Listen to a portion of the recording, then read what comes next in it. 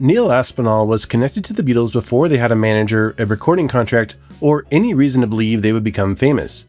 He attended the Liverpool Institute with Paul McCartney and George Harrison, then trained as an accountant after leaving school. Aspinall also became close to Pete Best's family and rented a room at their large home on Hayman's Green, where Pete's mother, Mona Best, operated the Casbah Coffee Club in the basement. When the Beatles needed dependable transportation between their growing number of performances, Pete asked Aspinall to become their driver and road manager.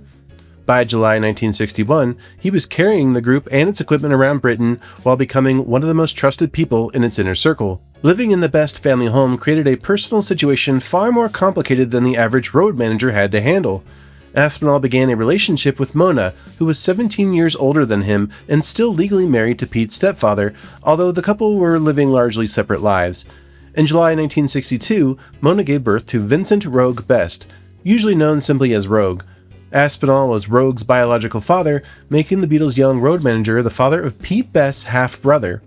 Roag has openly identified Neil as his father, and the Liverpool Beatles Museum founded by Roag presents Aspinall, Mona, and Pete as the three family connections behind its collection. And the timing made the situation even stranger. Only about 3 weeks after Roag's birth, Brian Epstein summoned Pete to his office and told him that the other Beatles wanted him removed from the group.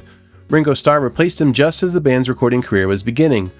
Aspinall was angry enough to consider leaving with Pete, placing him in the almost impossible position of choosing between his closest friend and the band that employed him. Pete reportedly encouraged Aspinall to keep the job because he believed the Beatles were going somewhere, and Aspinall stayed, although his romantic relationship with Mona did not survive the upheaval.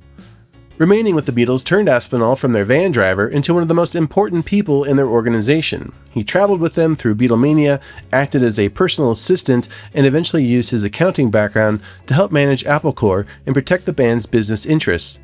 More than 30 years after Pete's dismissal, Aspinall supervised the Beatles' anthology project, which included several recordings featuring Pete on drums.